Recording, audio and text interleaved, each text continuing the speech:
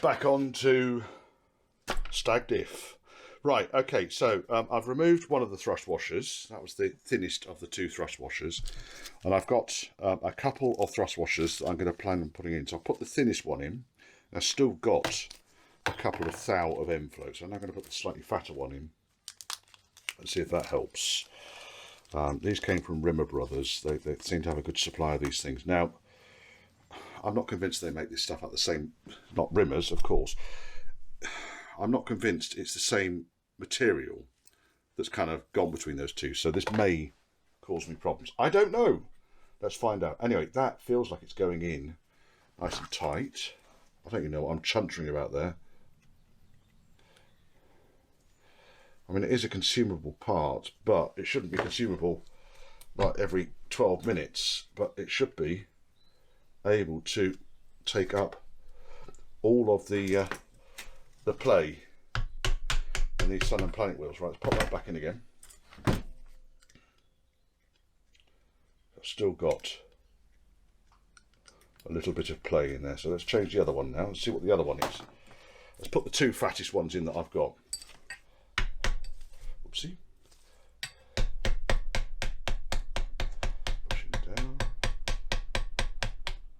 Right, he's down. Use a feeler gauge to start the shim moving. The thrust washer, I should say. Right, here is the thrust washer. Let's find out what thickness this one is.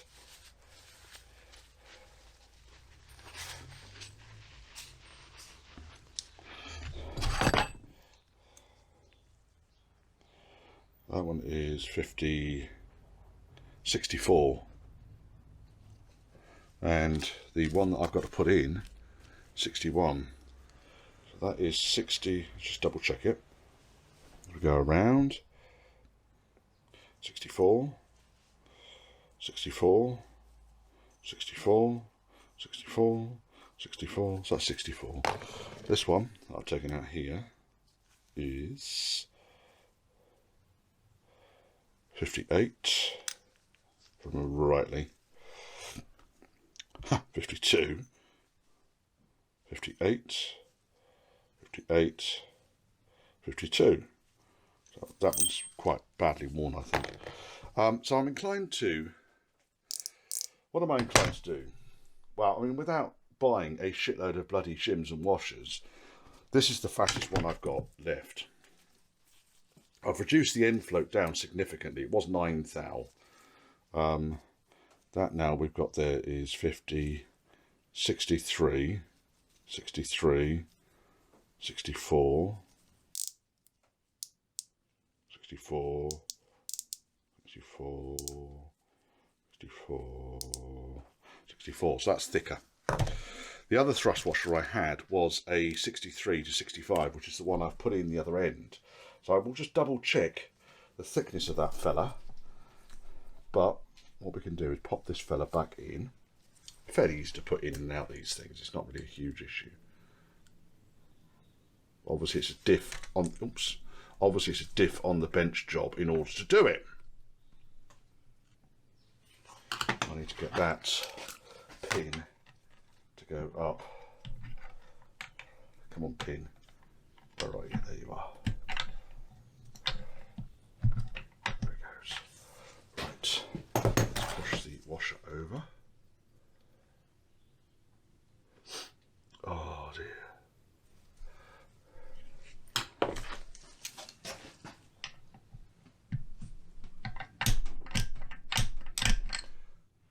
Has it gone through? I think it has. That's better. Let's just pop that down. Right, there is much less, still a tiny bit, not much. Right, okay, let's see what sort of play we've got. So have we got, it's negligible. I mean, zero tolerance on these things. So basically they want it as tight as it could possibly get. I reckon I have got fairly tight tolerances. I'm inclined to actually leave it at that. So I'll put one of the new shims in. That is 9 thou, which is where we were. No chance. That's always encouraging, isn't it? Let's go down to 5 thou. Nope. Let's go down to 3 thou.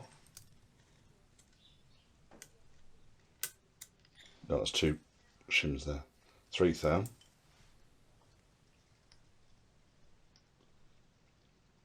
So I'd have expected 3 thou to go in there. Let's just go to the other side. Oh, sorry. Pin in there still. Yeah, 3 thou goes in. So that's 3 thou, 2 thou, 5 thou. Have I got a 4 thou here? Yes, I have got a 4 thou. 4 thou's tight. So I've got from 9 thou down to 3 thou. It's a move in the right direction. It's not even the right diff for the car, unfortunately. So what I'm probably going to end up doing with this is it can go back in for now, but ultimately it's going to be a I'm going to need to find a 3.7 diff. Never even bothered checking this. I mean, like I say, I've had the car so long I can't remember really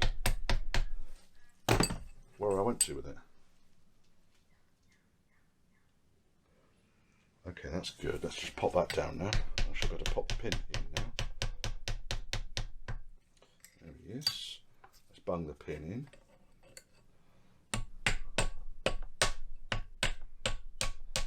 The cross pin goes in, and it's nice securing pin goes in, good and tight.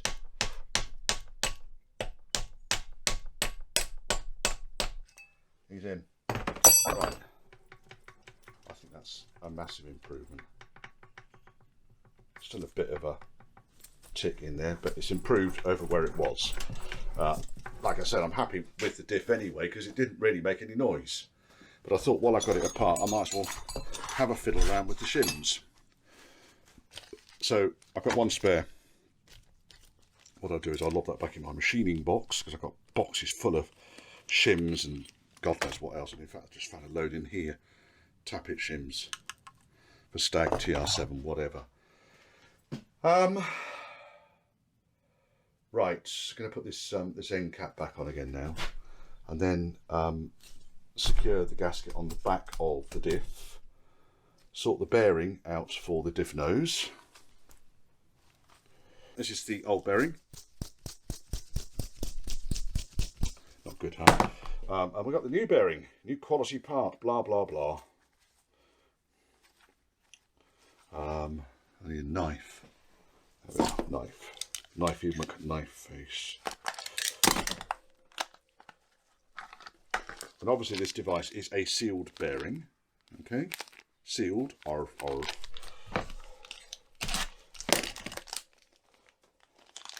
And this bearing now needs to go in, so they've lubricated the outsides of it. That's a nice clean bearing. That now needs to go in there.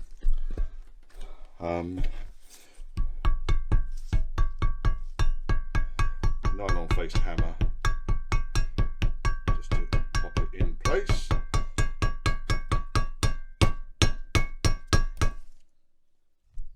Camera nearly fell over there for some reason. I'm wondering now the best way. I need to find a drift really to push that down. It's not big enough. That's going to be pushing on the black parts. I don't really want to force it on the inside. The fucking pink cloth gets out of the fucking way. That'll do as a drift. It's exactly the right size. It's sticking inside the hole here. Right, so we are within millimetres of where it needs to be. Dare I?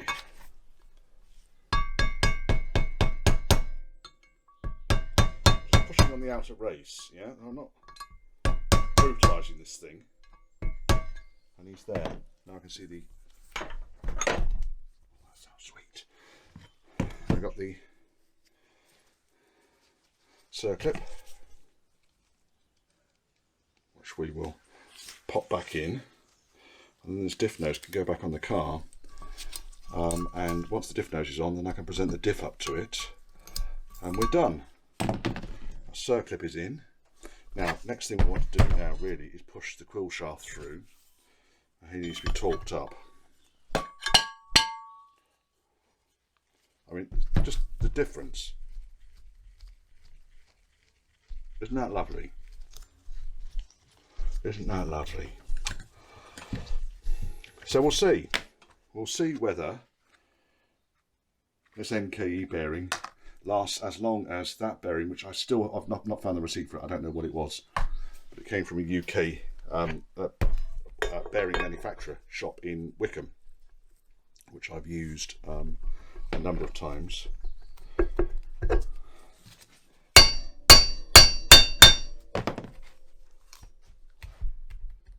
He's a bit quieter now. Right, now this fella needs to be torqued up. I'm going to have to reuse the nylock because I haven't actually got one this size. Now, there is a neat trick when it comes to reusing nylocks because it's not always ideal. And all I do is just give the end a good old tap. And it pushes down the nylon just enough that I think it will grip again. But these things, they're done up to about 180 foot-pounds, I think. So I need to go and get the socket, do that fella up. But already you can hear the difference. Or you can't hear the difference. You can't hear the difference at all. So that's a beaut. Right, that's going to go on the car.